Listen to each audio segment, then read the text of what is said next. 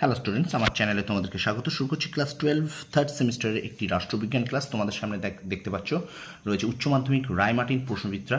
ঠিক আছে, তো ক্লাস 12 থার্ড সেমিস্টার। তো এই প্রশ্নবিচিত্রা থেকে কিন্তু আমি তোমাদেরকে অধ্যায়ভিত্তিক এমসিকিউ করাচ্ছিলাম রাষ্ট্রবিজ্ঞানের। তো আজকে কিন্তু আরও একটি অধ্যায়ভিত্তিক এমসিকিউ এর পর্ব নিয়ে এসেছি তোমাদের সামনে। চলো শুরু করি ক্লাসটি। দেখো, তো আজকে আমরা করব অধ্যায়ভিত্তিক এমসিকিউ ক্লাসের 8 নম্বর পর্ব, 8 নম্বর ক্লাস। ঠিক আছে, তো তোমরা দেখতে পাচ্ছ যে তোমাদের যে অধ্যায়টা হচ্ছিল সেই অধ্যায়টা হলো তোমাদের দেখো দ্বিতীয় অধ্যায় হচ্ছিল আন্তর্জাতিক সংগঠন ও প্রতিষ্ঠানসমূহ। এই অধ্যায়টা আমরা করছিলাম। তো এই অধ্যায়টা কিন্তু আজকে শেষ হয়ে যাবে। ঠিক আছে, তো আজকে 8 নম্বর পর্ব করব। তো প্রথম থেকে শেষ পর্যন্ত ভিডিওটা দেখবে, একটু কিন্তু স্কিপ করবে না। চলো শুরু করি ক্লাসটি। ক্লাস 12 থার্ড সেমিস্টার রায়মার্টিন প্রশ্নবিচিত্রার অধ্যায় ভিত্তিক এমসিকিউর 8 নম্বর পর্ব। দেখো, বলছে সম্মিলিত জাতিপুঞ্জের শান্তিরক্ষা বাহিনী কাদের নিয়ে গঠিত হয়? সদস্য রাষ্ট্রগুলির কাছ থেকে নেওয়া সামরিক বাহিনীর সদস্যদের। ঠিক আছে, আচ্ছা 2 নম্বর প্রশ্ন, নিরস্ত্রীকরণের ক্ষেত্রে দুটি চুক্তির নাম হলো সল্ট ওয়ান, সিটিবিটি। আচ্ছা, জাতিপুঞ্জের সনদ সংশোধিত হয় নিরাপত্তা পরিষদের সম্মতিক্রমে এবং ড্যাশ উপস্থিত ও ভোটদানকারী সদস্যদের ড্যাশ সম্মতি লাভ করলে।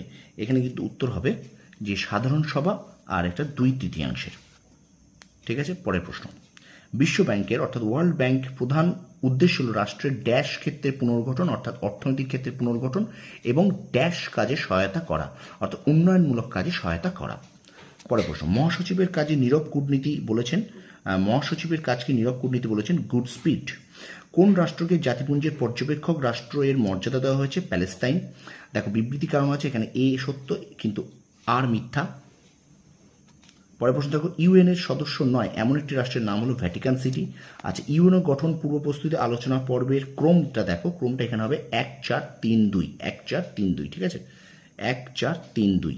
পরের প্রশ্ন দেখো, আচ্ছা ইউএনও মহাসচিবগণের ক্রমটি হলো 2-1-3-4। দেখে নাও, এগুলো কিন্তু এখানে আছে, এগুলো কিন্তু দেখে নেবে, তোমরা পড়ে নেবে। ঠিক আছে, এটা 2-1-3-4। পরের প্রশ্ন দেখো, ইউনিসেফ সদর দপ্তর অবস্থিত নিউ ইয়র্কে, বিশ্ব ব্যাংকের সদর দপ্তর অবস্থিত ওয়াশিংটনে, সম্মিলিত জাতিপুঞ্জের 193তম সদস্য রাষ্ট্র হলো দক্ষিণ সুদান। আচ্ছা, এখানে দেখো, এটা একটা পুরো বিস্তারিত একটা তথ্য দেওয়া আছে। সম্মিলিত জাতিপুঞ্জের সনদে বিশ্ববাসীর সাংস্কৃতিক জীবনের সামগ্রিক উন্নয়ন ও বিকাশের লক্ষ্যের কথা ঘোষণা করা হয়েছে।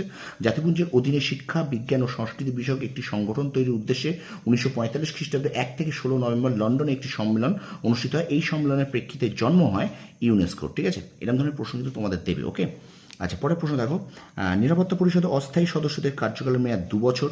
আচ্ছা, সাধারণ সভাকে town meeting of the world বলেছেন গেটেল। আচ্ছা, মানবাধিকার দিবস কবে পালন করা হয়? 10 ডিসেম্বর। সম্মিলিত জাতিপুঞ্জের বর্তমান মহাসচিব অ্যান্টনিও গুটারেস। আচ্ছা, জাতিপুঞ্জের কোন সংস্থাকে বিশ্বের বিবেক বলা হয়? সাধারণ সভা। সম্মিলিত জাতিপুঞ্জের সনদ গৃহীত হয়েছিল সান ফ্রান্সিসকো সম্মেলনে। ওকে, আচ্ছা পরের প্রশ্ন দেখো, রাষ্ট্রসংঘ কর্তৃক কত সালে মানবাধিকার সংক্রান্ত সার্বিক ঘোষণাপত্রটি গৃহীত হয়েছিল? এটা 1948 খ্রিস্টাব্দে।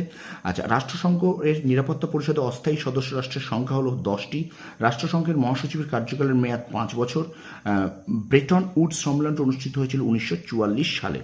ঠিক আছে, তো ভিডিওটা অবশ্যই কিন্তু তোমরা লাইক করবে, কমেন্ট করবে, বন্ধুদের মাঝে বেশি করে শেয়ার করবে। আর আমার চ্যানেলে যদি নতুন হয় তো অবশ্যই চ্যানেলটা সাবস্ক্রাইব করো, পাশে থাকা বেল আইকনটি প্রেস করে রাখো। ঠিক আছে, চলো আমরা ভিডিওটা কন্টিনিউ করি।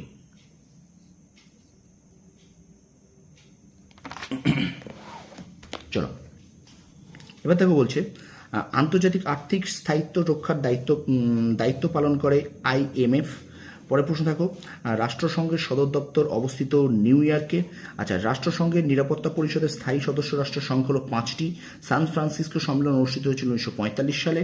প্রতি বছর বিশ্ব স্বাস্থ্য দিবস পালিত হয় 7 এপ্রিল। এবার দেখো, কিছু এক্সট্রা অতিরিক্ত প্রশ্ন এখানে আছে। দেখো, আন্তর্জাতিক আদালতের বিচারপতিদের কার্যকাল 9 বছর। অর্থনৈতিক ও সামাজিক পরিষদের কত অংশ সদস্য প্রতি বছর অবসর নেন? 1/3। আন্তর্জাতিক বিচারালয়ের বিচারের এলাকা হলো 3টি। আচ্ছা, অর্থনৈতিক ও সামাজিক পরিষদের 2টি বিশেষজ্ঞ সংস্থার নাম হলো ইউনেস্কো FAO। আচ্ছা, সম্মিলিত জাতিপুঞ্জের অর্থনৈতিক সামাজিক পরিষদের মূল কাজ হলো, দুটো বিবৃতি আছে, এটা বিবৃতি 1 এবং 2 উভয় সত্য। ঠিক আছে, তোমরা এগুলোকে একটু পড়বে। ঠিক আছে, বারবার বলছি, এগুলোকে আমি যাতে ভিডিওটা লম্বা না হয় সেই জন্য আমি আর এগুলো পড়ি না, বিবৃতিগুলো শুধু উত্তরটুকু বলে দিই। তারপর দেখো, আন্তর্জাতিক আদালতের বিচারপতির সংখ্যা কতজন? 15 জন। আন্তর্জাতিক বিচারালয় কোথায় অবস্থিত? নেদারল্যান্ডসের হেগে। আচ্ছা, আন্তর্জাতিক বিচারালয়ের 2টি মূল কাজ হলো এখানে দেখো বিবৃতি দুটো আছে, এখানে বিবৃতি 1 এবং বিবৃতি 2 উভয় সত্য। বিবৃতি দুটো তোমরা দেখে নাও। দেখো বিবৃতি 1 বলছে আন্তর্জাতিক বিবাদের মীমাংসা করা, আর বিবৃতি 2 বলছে সম্মিলিত জাতিপুঞ্জের সদস্য রাষ্ট্রগুলিকে আইনি পরামর্শ দেওয়া। ঠিক আছে, এটা অর্থাৎ বিবৃতি 1 এবং 2 উভয় সত্য। আচ্ছা ওচি, তারপর দেখো ওচি পরিষদ কি সম্মিলিত জাতিপুঞ্জের একটি অংশ? হ্যাঁ। আচ্ছা অর্থনৈতিক ও সামাজিক পরিষদের সদস্যের সংখ্যা হলো 54। আচ্ছা সম্মিলিত জাতিপুঞ্জের ওচি পরিষদের যে কোনো একটি কাজ হলো ওচি অঞ্চলের প্রশাসনিক কর্তৃপক্ষ প্রদীয় কার্য বিবরণী বিবেচনা করা। তো এই ছিল ক্লাস 12 থার্ড সেমিস্টার রাষ্ট্রবিজ্ঞানের রায় ও মার্টিন প্রশ্নবিদ্যা থেকে অধ্যায়ভিত্তিক এমসিকিউ ক্লাস নম্বর 8। তো ভিডিওটা অবশ্যই কিন্তু লাইক করবে, শেয়ার করবে বন্ধুদের মাঝে। আর ভিডিওটা কিন্তু যারা নতুন দেখছো তারা অবশ্যই কিন্তু আমার চ্যানেলটা সাবস্ক্রাইব করো আর পাশে থাকা বেল আইকনটি প্রেস করে রেখো। তোমরা সফল হও, তোমাদের সাফল্য কামনা করি। ধন্যবাদ।